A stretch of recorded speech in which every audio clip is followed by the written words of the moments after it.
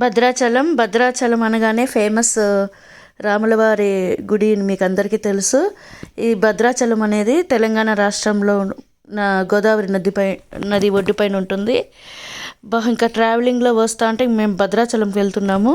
ట్రావెలింగ్లో వస్తా అంటే ఎక్కడ చూసినా మంచిగా చెట్లు, నీళ్ళు, కొలనులు చాలా సూపర్గా అయితే ఉన్నాయి. పంట పొలాలు చాలా ప్రసిద్ధి. మనకి ఎంతో ఆహ్లాదకరంగా అనిపిస్తుంది.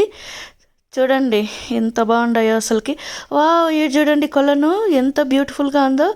తెల్లగా తామర పూలు అయితే కనుక ఎంత సూపర్గా ఉన్నాయి.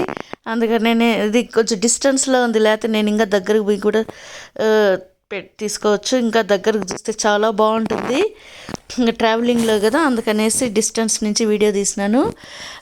ఈ భద్రాచలం శ్రీరామచంద్ర స్వామికి చాలా ప్రసిద్ధి చెందింది. ఇంకా వీడియో అన్ఎక్స్పెక్టెడ్గా ఈ గోశాల వీడియో ముందుకు వచ్చేసింది. మరేం పర్వాలేదు.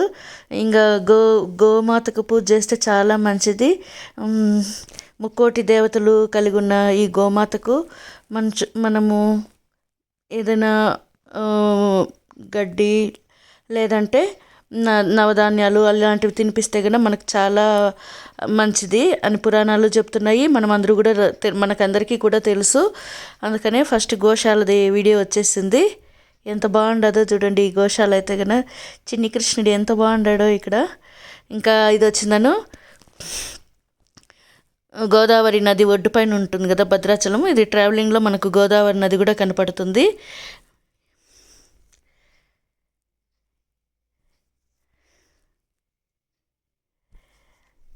భద్ర అనే ముని తపస్సు చేసిన ప్రదేశం కావడంతో ఈ ఊరికి భద్రాచలం అనే పేరు వచ్చింది.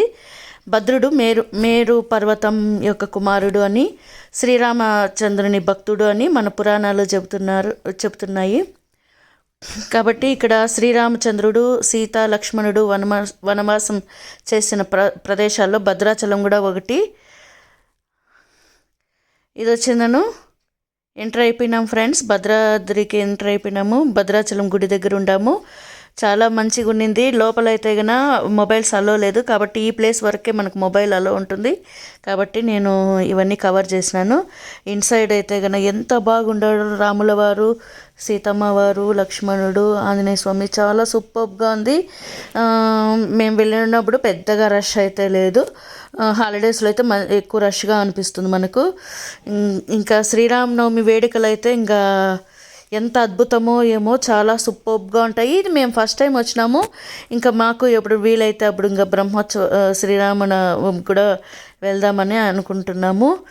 ఇంకా నేను కూడా శ్రీరామనవమి రోజే పుట్టినాను. అందుకని నాకు శ్రీరాముల వారిని దర్శనం చేసుకునే గుడికి చాలా ఆనందంగా అనిపించింది.